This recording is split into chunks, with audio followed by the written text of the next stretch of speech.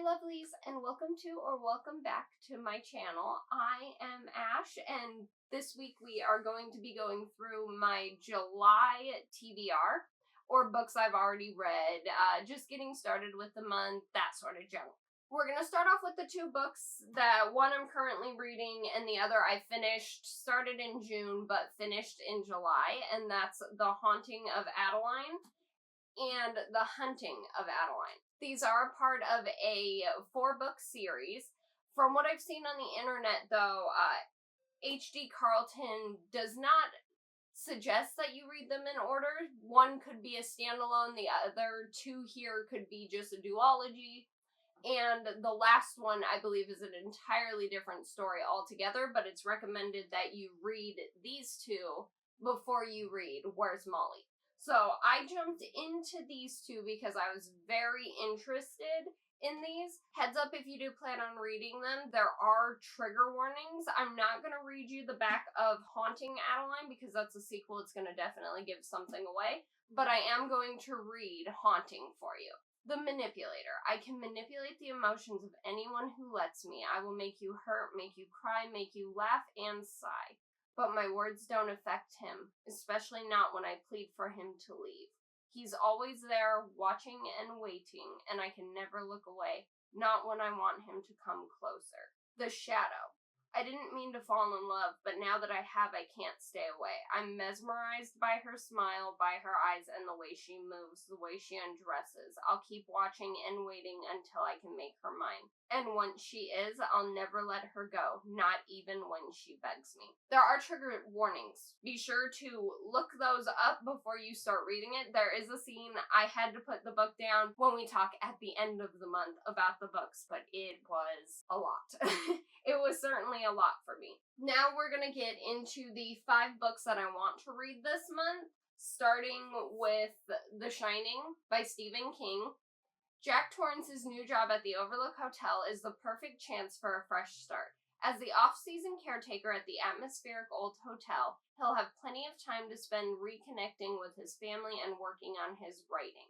But as the harsh winter weather sets in, the idyllic location feels even more remote and more sinister.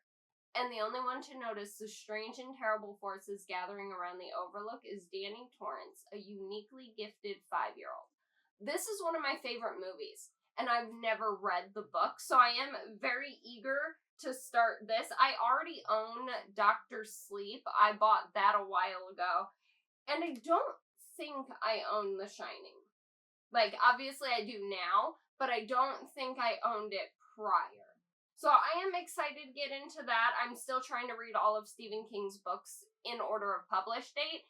It is turning out to be a journey because I don't have access to his Bachman books. That's neither here nor there. I've also really gotten into journaling. I have my entire July month spread finished. I just have to, of course, finish reading the books so I can do the page count, my DNF, that sort of thing, which I actually might have a DNF this month. But that's neither here nor there. I'm not including that in the TBR. Next 2 books I'm getting into are by Laura Nolan, If He Had Been With Me and If Only I Had Told Her.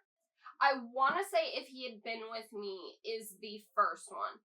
Autumn and Finn used to be inseparable, but then something changed, or they changed. Now they do their best to ignore each other.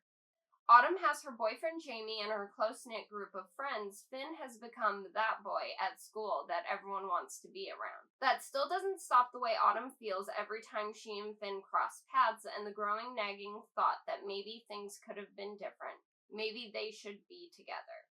And as time passes, Autumn realizes she might not get another chance to make things right before it's too late. I'm not sure if this is a mystery or a thriller. When I look it up, it just says that it's like romance. So I'm very excited to try this out and see how I like it. If it is just romance, it seems like it has enough mystery kind of vibes to keep me going. The next book we're going to get into is Never Lie by Frida McFadden. Newlyweds Trish and Ethan are searching for the house of their dreams. They think they've found it when they visit the remote manor that once belonged to Dr. Adrian Howell, a renowned psychiatrist who vanished without a trace years ago.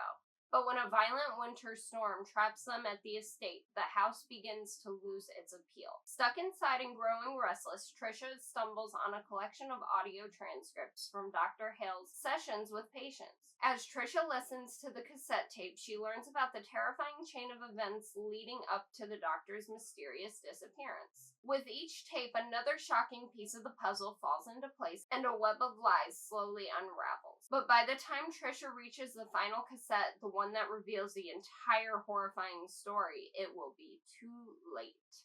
I like Frida McFadden's work. She has what I call just a middle-of-the-road book, where it's just a perfect read that helps you get through it, and I find it, like, a little bit like a palate cleanser, and I feel like after reading Hunting and Haunting, I might need something along the lines of that, because those are very, very dark books. They're dark romances, but they're incredibly dark and a little bit on the graphic side.